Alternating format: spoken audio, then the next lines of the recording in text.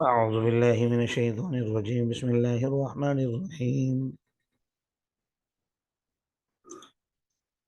قل أفغير الله تأمروني أعبد أيها الجاهلون ولقد أوحي إليك وإلى الذين من قبلك لئن أشركت ليحبطن عملك ولتكونن من الخاسرين بل الله فاعبد وكن من الشاكرين صدق الله العظيم۔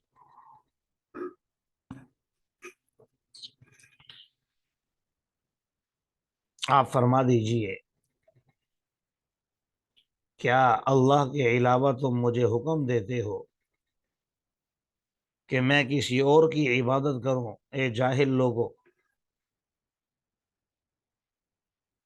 اے جاہلو، تم لوگوں کو کیا ہو گیا ہے؟ کیا تم مجھے اللہ کے علاوہ کسی اور کی عبادت کرنے کا کہہ رہے ہو؟ یہاں اس آیت مبارکہ میں رسول اللہ صلی اللہ علیہ وسلم سے کہا گیا کہ جو بھی اہل باطل ہیں، جو بھی آپ کو شریعت سے ہٹا کر دیکھیں، انبیاء تو معصوم ہوتے ہیں، ان کا تو 1% بھی ہٹنے کا چانس نہیں ہے۔ تو گویا اس طرح کی آیات کو بیان کر کے، جیسا کہ آگے فرما رہے ہیں کہ اگر آپ نے شرک کیا، اب ظاہر نبی سے تو شرک ہو ہی نہیں سکتا، وہ تو معصوم ہے، اللہ انبیاء سے گناہ ہونے ہی نہیں دیتا، پھر شرک کہاں سے ہوگا؟ تو گویا رسول اللہ صلی اللہ علیہ وسلم کو مخاطب کر کے قیامت تک آنے والی انسانیت کو یہ پیغام دیا، بالخصوص مبلغین کو، حکمرانوں کو، بڑوں کو، جو ذمہ دار لوگ ہیں، کہ بھائی اگر تم گمراہ ہو گئے تو پھر اس کا یہ مطلب نہیں ہے کہ آپ کے پاس شہرت ہے، مقام اور مرتبہ ہے، یا آپ عالم ہیں اس وجہ سے بچ جائیں گے۔ نہیں نہیں نہیں، بلکہ جب ہم پیغمبر سے یہ کہہ رہے ہیں کہ آپ نے شرک کیا تو آپ کے سارے اعمال ضائع ہو جائیں گے اور آپ کی پکڑ ہوگی، تو پھر عام آدمی کیسے بچ جائیں گے؟ تو اس لیے فرمایا ان سے آپ کہہ دیجئے، اے جاہلو، کیا تم مجھے اللہ کے علاوہ کسی اور کا حکم دیتے ہو کہ میں ان کی عبادت کروں؟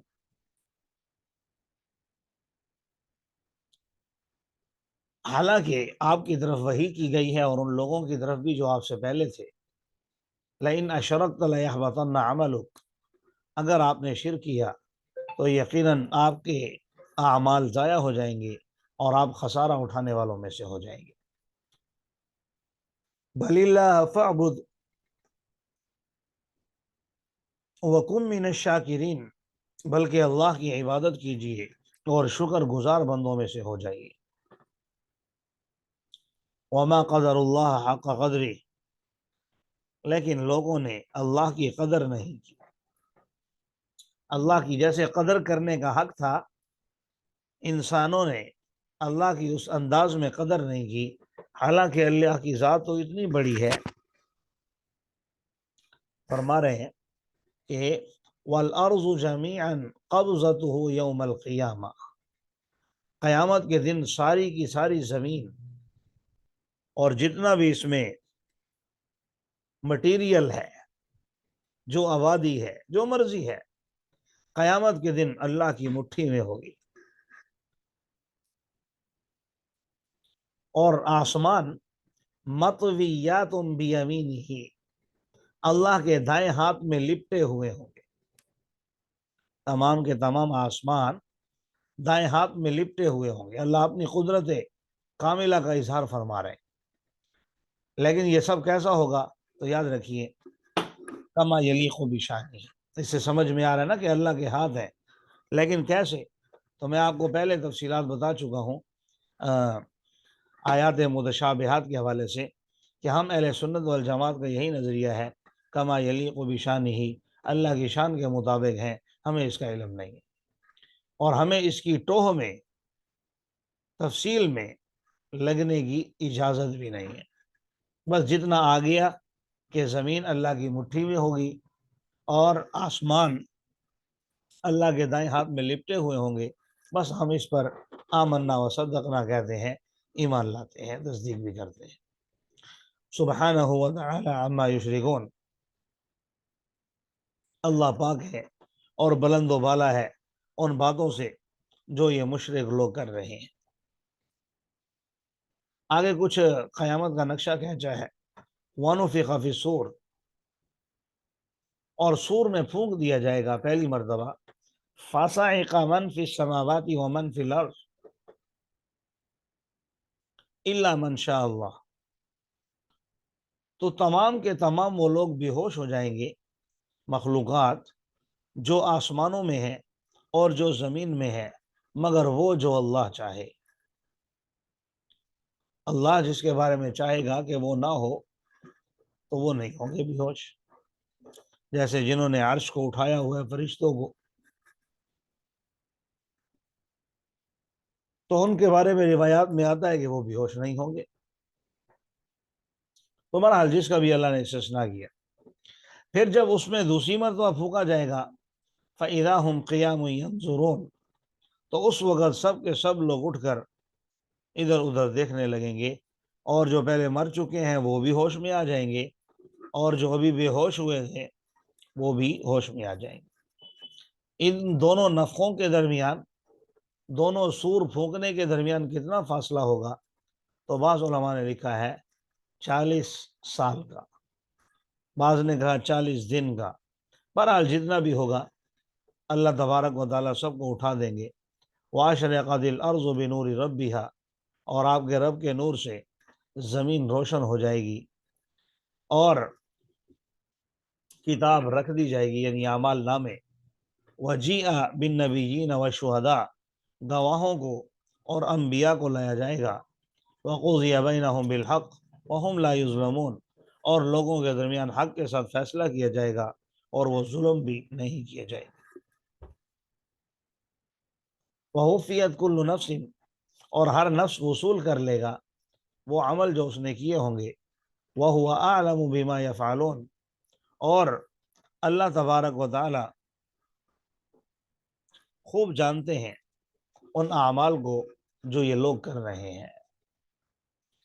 آگے مزید کچھ جنت اور جہنم کے مناظر ذکر فرمائے ہیں، اور فرمایا کہ ہانکا جائے گا ان لوگوں کو دھکے دے کر جنہوں نے کفر کیا جہنم کی طرف زمرہ۔ سورت کا نام بھی سورت الزمر تھا، اور زمر کا معنی ہوتا ہے گروہ، جماعت۔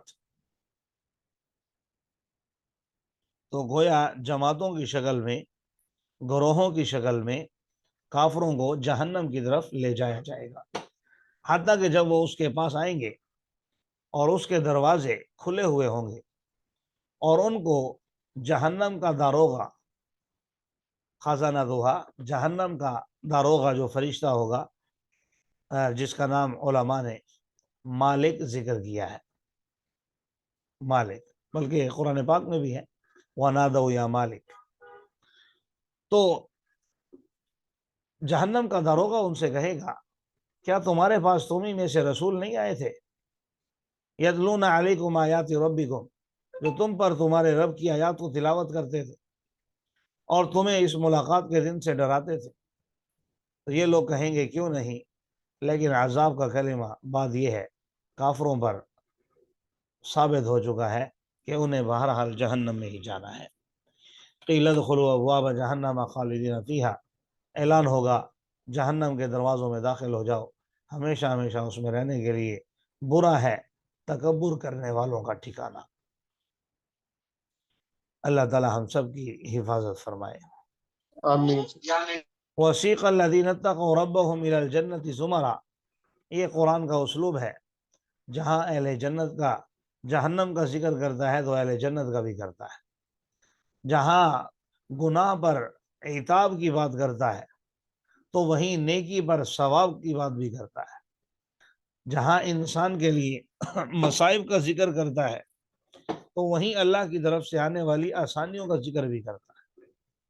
قرآن ہر طرح سے اکمل اور کامل کتاب ہے۔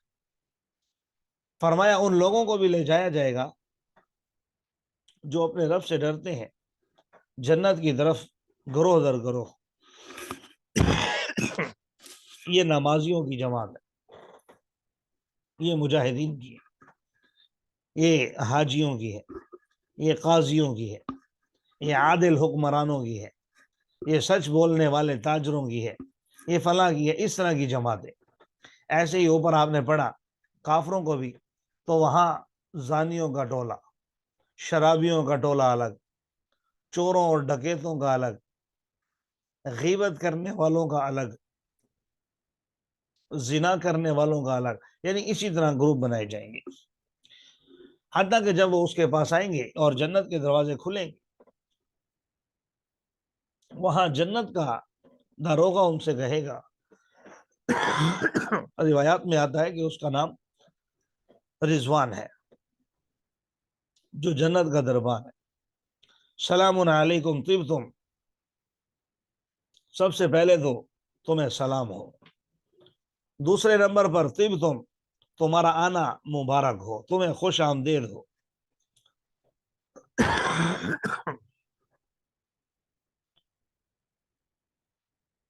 تم جنت میں داخل ہو جاؤ ہمیشہ ہمیشہ اس میں رہنے کے لیے۔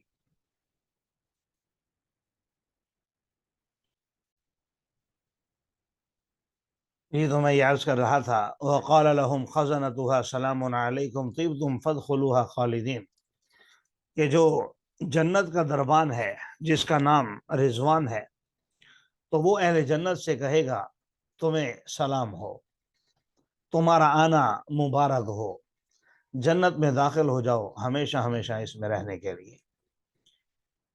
تو وہ اہل جنت کہیں گے الحمدللہ الذی صدقنا وعدہ وأورثنا الأرض نتبوأ من الجنة حيث نشاء فنعم أجر العاملين، کہ تمام تعریفیں اس اللہ کے لیے ہیں جس نے ہم سے اپنے وعدہ سچ کر دکھایا اور ہمیں زمین کا یعنی جو جنت ہے اس کا وارث بنا دیا، جنت میں جہاں چاہیں ہم ٹھکانہ حاصل کر سکتے ہیں، بہترین اجر ہے عمل کرنے والوں کے لیے۔ وہی بات آ گئی کہ عمل سے ہی زندگی بنتی ہے، جنت بھی جہنم بھی، یہ خاکی اپنی فطرت میں نہ نوری ہے نہ ناری۔ آج کل فی زمانہ جس میں ہم جی رہے 2023 میں، تو علم تو بہت ہے لیکن عمل نہیں ہے، فنعم اجر العاملین، بچہ بچہ جانتا ہے نماز فرض ہے، روزوں کا کیا مقام ہے، بڑے چھوٹے کا ادب کیا ہے، فلاں کیا ہے، فلاں کیا ہے، صحیح کیا ہے، غلط کیا ہے، اچھا کیا ہے، برا کیا ہے، بچہ بچہ جانتا ہے۔ لیکن عمل کے میدان میں جب ہم آتے ہیں تو وہاں بڑے بڑے بھی کورے نکلتے ہیں۔ اس لیے اہل جنت کی زبان سے یہ جملہ شاید اس لیے اللہ تعالیٰ نے نکالا تاکہ لوگ اس کو پڑھ کر عبرت حاصل کریں کہ بھائی باتوں سے ہمیں کچھ بھی نہیں ملنے والا، فنعم اجر العاملین، کچھ اگر ملنا ہے اللہ کے ہاں تو وہ عمل کی وجہ سے ملنا ہے۔ وَتَرَى الْمَلَائِكَةَ حَافِينَ مِنْ حَوْلِ الْعَرْشِ يُسَبِّحُونَ بِحَمْدِ رَبِّهِمْ، اور آپ دیکھیں گے فرشتوں کو کہ وہ عرش کے ارد گرد حافینہ، حلقہ لگائے ہوئے ہیں۔ حافین کا ویسے معنی ہوتا ہے ڈھانپ لینا، گھیر لینا۔ تو ظاہر ہے جب کہیں بہت سارے لوگ جمع ہوتے ہیں تو اس جگہ کو، اس ایریے کو گھیر لیتے ہیں۔ تو ایسے ہی فرشتوں نے اپنے رب کے عرش کو گھیرا ہوا ہے ہر طرف سے، اور کیا کر رہے ہیں؟ یسبحون بحمد ربہم، اپنے رب کی تعریفوں کی تسبیحات کو بیان کر رہے ہیں۔ وقضی بینہم بالحق، اور ان کے درمیان قیامت کے دن حق کے ساتھ فیصلہ ہوگا، اور پھر کہا جائے گا الحمدللہ رب العالمین، تمام تعریفیں اس پروردگار عالم کے لیے ہیں جو تمام جہانوں کا پروردگار ہے۔ اللہ تعالی ہمیں بھی اہل جنت میں سے بنائے۔ آمین۔